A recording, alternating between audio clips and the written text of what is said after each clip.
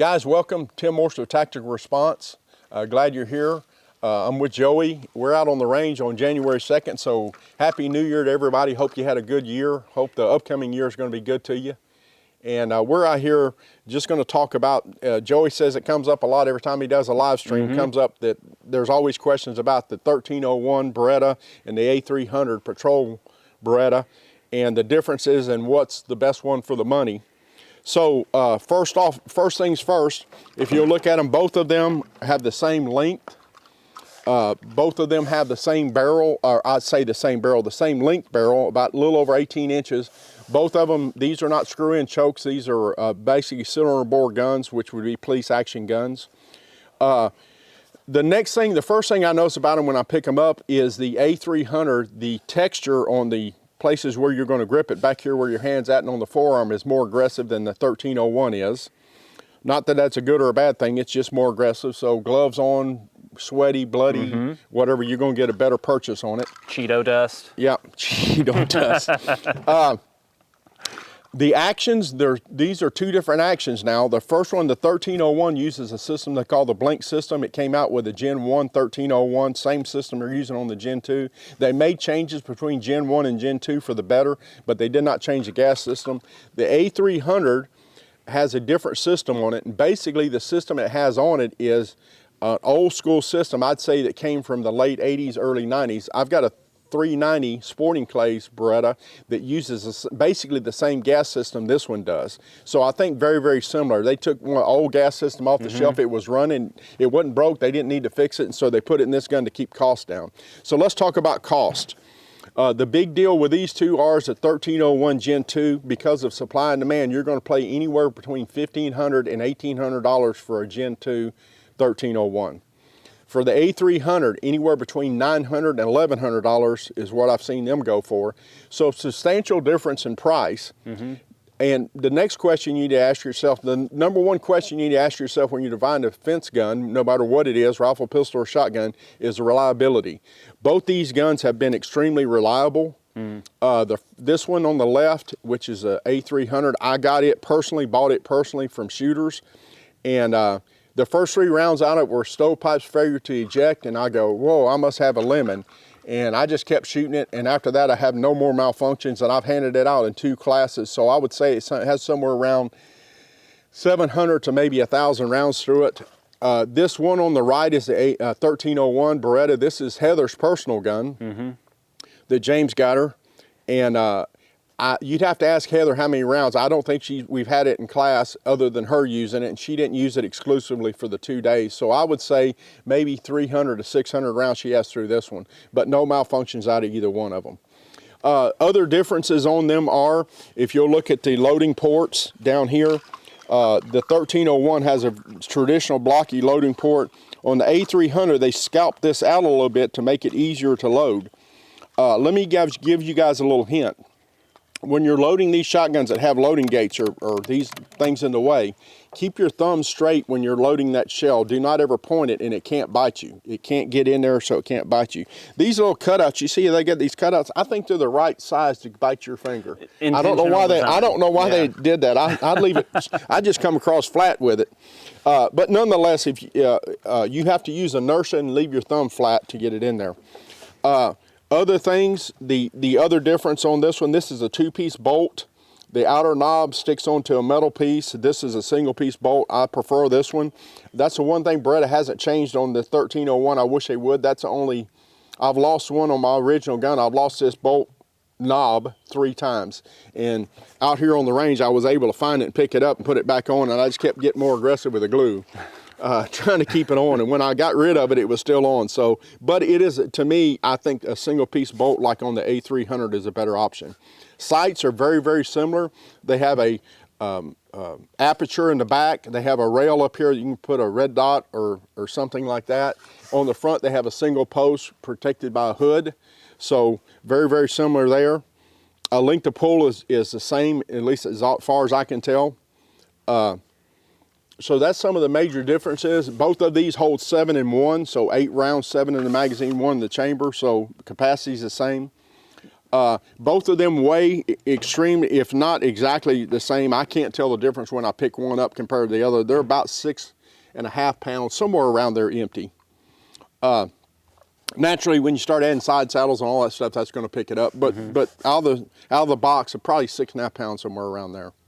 So what we're going to do today, guys, is just shoot these, and I'm very fortunate to have Joey and Shelton with me. And Shelton has very little experience with shotguns.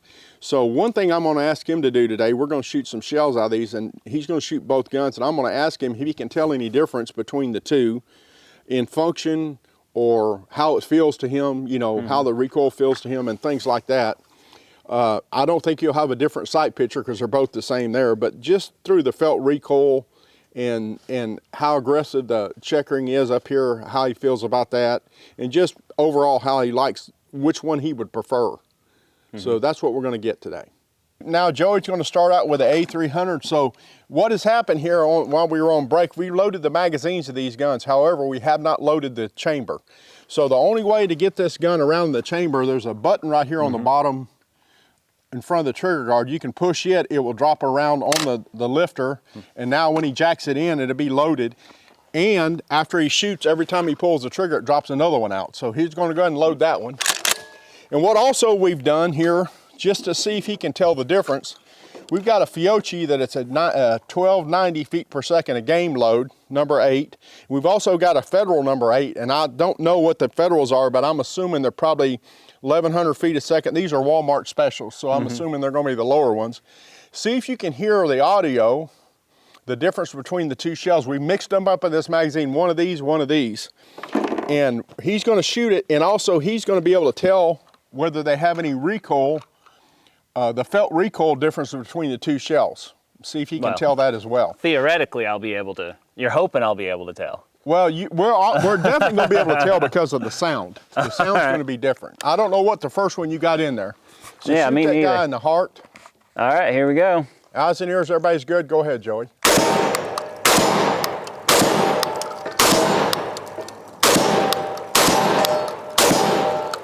Yeah, you could definitely. You could definitely tell, couldn't you? Yeah, just absolutely. a little bit, not much, but you could tell a little bit. Yeah.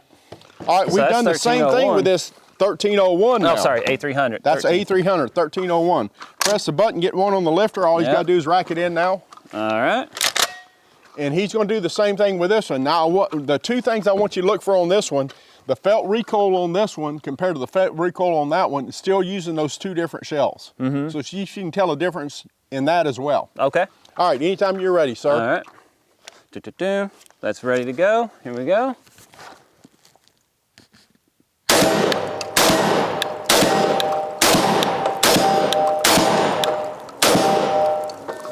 Yeah, a little bit smoother on this one. I could definitely tell the difference. Felt recoil. Felt recoil was. Okay, and what about the shells? Could you still tell the difference between the two shells? Well, let me see. I'd probably have to run it again to be sure. Well, we're going to run it again. We got plenty of ammo. But so let's do it this way. We're going to put. I won't even tell you what's in it. All right. Look, I'm looking away. He's looking away. So we're just 2 shells in here now. All right. Shoot the same thing and see if you can tell the difference between the two.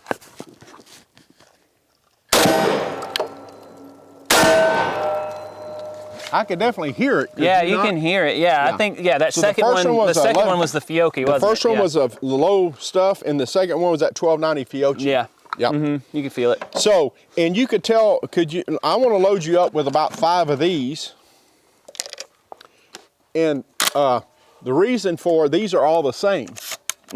So I want you to tell me if you can tell, and I'll load up 5 of those in this other one, the 1301, and see if you can tell me the difference with the same ammo in 2 different guns. Right. Yep. There you go, sir. So that's A300 he's got in his hands. All right, 5 of them.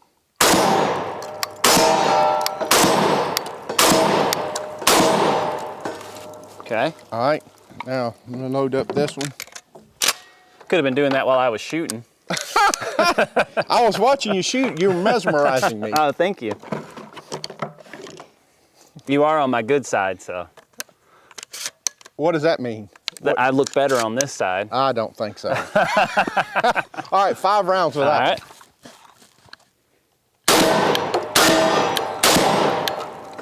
Oh, shit.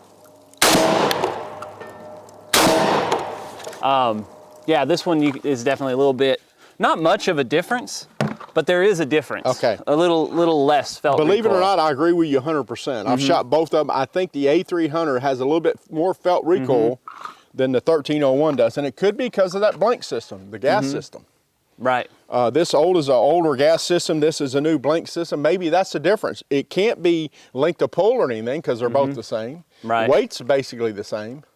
So the only thing I can contribute to is a gas system in the two different gas systems in the gun. But I can distinctly sell a slight difference, not enough that I would buy the 1301 over the A300 if money wasn't an issue. Right.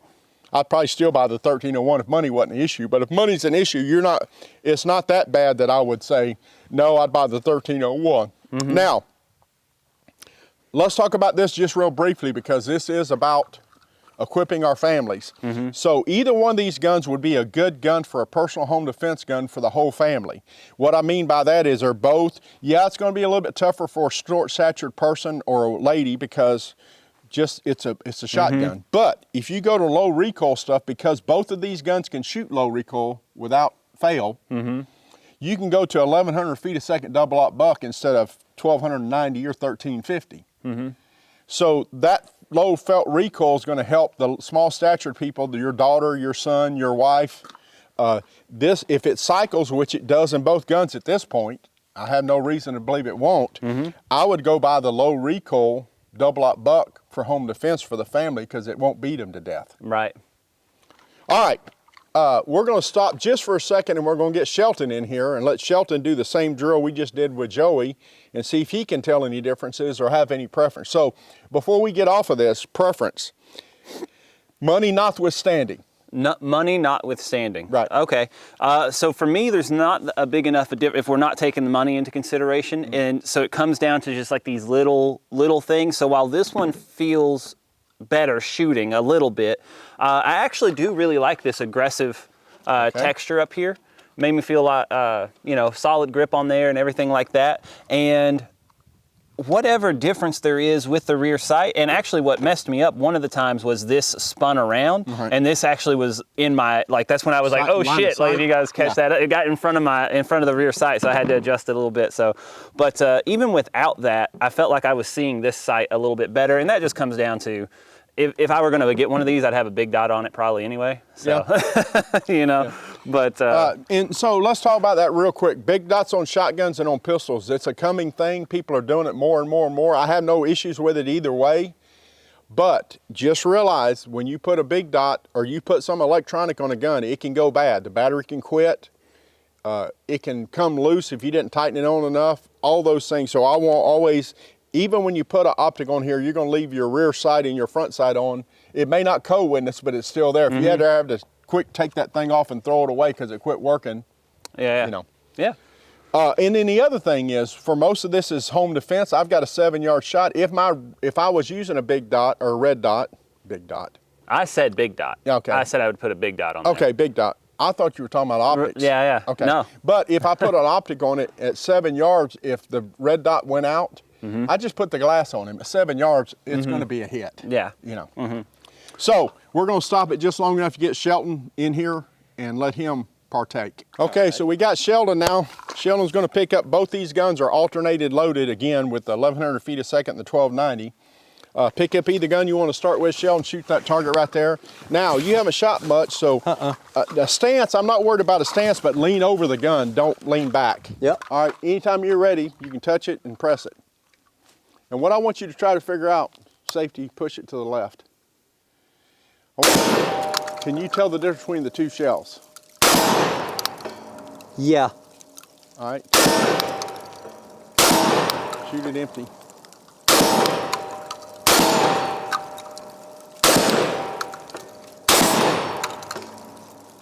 All right, it's empty.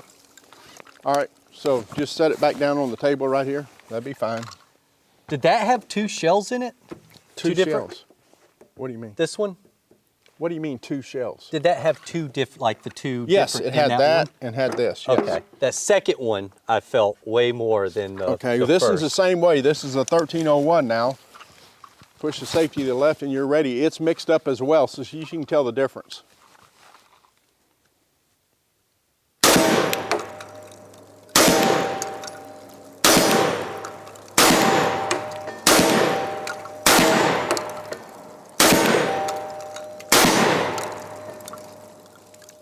All right, that's both of them. What'd you think? I like this one a lot more.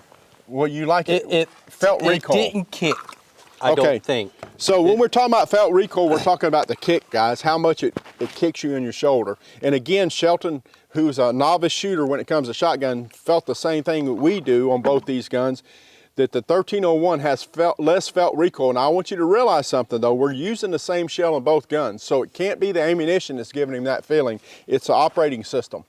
So he had less felt recoil when he was shooting a 1301 compared to the A300. Now again, to me, it's not that great of a difference. It's noticeable for somebody, and it's noticeable for a novice shooter as well. But having said that, I don't know if it's worth the $400 or $500 difference in the price of the gun to feel a little bit more recoil. And that's just me. And I don't know what it was. Could have been the sights, but it felt easier getting back, like immediately back on target with that. Well, that's because if it's not kicking you as hard, Yep. it's going back on target quicker. Yeah. Okay. Now, we have another shell here. This shell right here is a birdshot shell, but it's a hunting round, so it's high brass. So I'm gonna give him a few of these to shoot.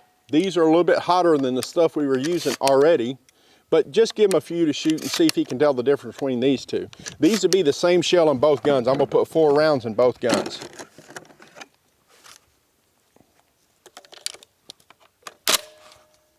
So it's gonna be a little bit more, that one, the Fiocchi there is 1290. This is 1350 feet per second ammo. So whatever gun you want to pick up and shoot first, you're welcome to. Same hole, same hole. There you go.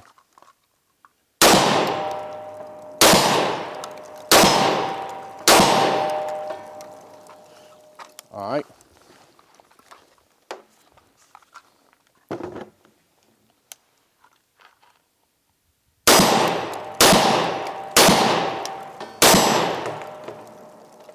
So what do you think? Could you tell the difference again? I couldn't really tell the difference much that time. I was trying to go faster on both of them. Mm-hmm. Well, I really couldn't tell the difference on that one. all right. So that's another thing. So another thing, if you have a family and if that's a worrisome to you about having a child, I'd say a child, just not an adult, like your 16-year-old daughter shoot this thing for home defense, or your wife, small stature person, if money's not an issue, I would probably say go to the 1301 because felt recoil is a little bit less.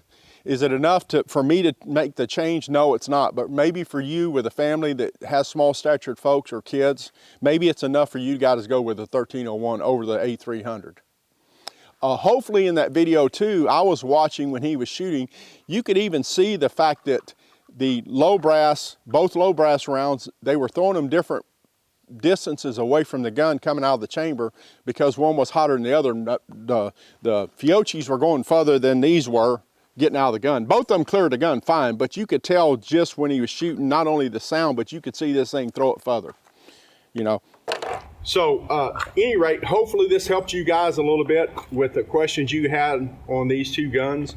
Again, reliability is my first criteria, and both these guns have been incredibly reliable so far.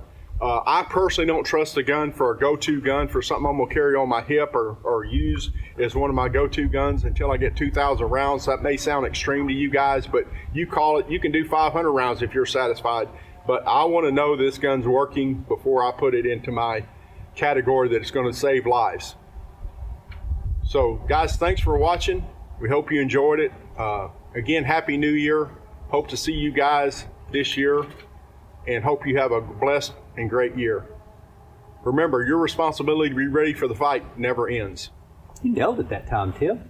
Every once in a while, I'm starting a new year.